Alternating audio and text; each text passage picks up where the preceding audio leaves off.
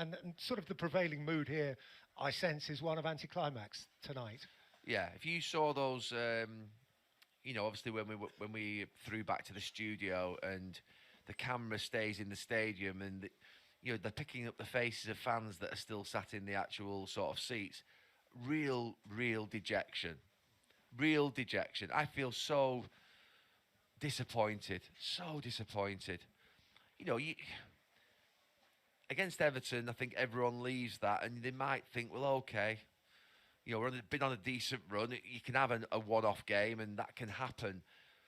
But speaking to Ruben Amorim before the game tonight, and I said about this opportunity to go up the league and jump up the league and get into fifth and level and fourth, and thinking about what could this season start to look like. And they've missed two glaring opportunities. I mean, they could be second or third, having won these two games. But there's far too many ifs and buts and maybe and could haves and would haves with this team. And Ruben Amorim absolutely will be. He'll be angry, frustrated, and gutted because. And we saw, obviously, the executives saw, Jason Wilcox, sporting director, and Omar Barada. They'll be absolutely gutted. Because, I've said this before, you see a team that do it once, and that can happen. But when you see it happen twice, it starts to become a pattern of what you are. And this was a massive opportunity. You saw the games that are lined up. Everton, Crystal Palace. They won the most difficult game at Crystal Palace. West Ham at home, Wolves on Monday. And you're thinking, 10 points. That could put Manchester United into a serious position in the league. They could be up there in third.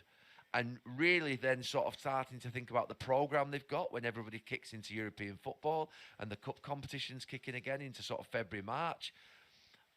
But unfortunately, they're not taking their chances to get up there and be up there. And I don't get it. I don't get the lack of urgency and the lack of intensity. I don't get the slow play. I don't get the lack of sort of risk in the game. I don't get it. Ruben Amorim can't be telling them to go out there. In fact, I know he's not, because in his interview with me pre-match that me and Peen did, he said, I want more intensity from the very beginning.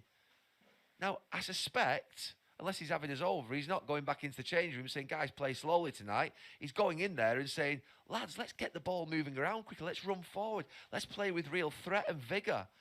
And it doesn't transpire out on the pitch. So, I don't know. Why does that happen? Peter, I've got no understanding. We lost games here. And we drew games here. And we drew big games here. And we drew sort of what would be lesser games here. But I don't think we drew games in that way. I don't think we lost games in that way.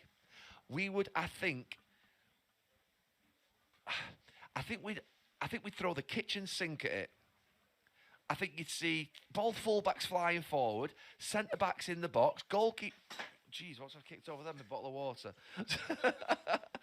That's the best tackle I've seen all night. It is water, isn't it? Yeah, okay. It is water. It could be vodka as well, to be fair.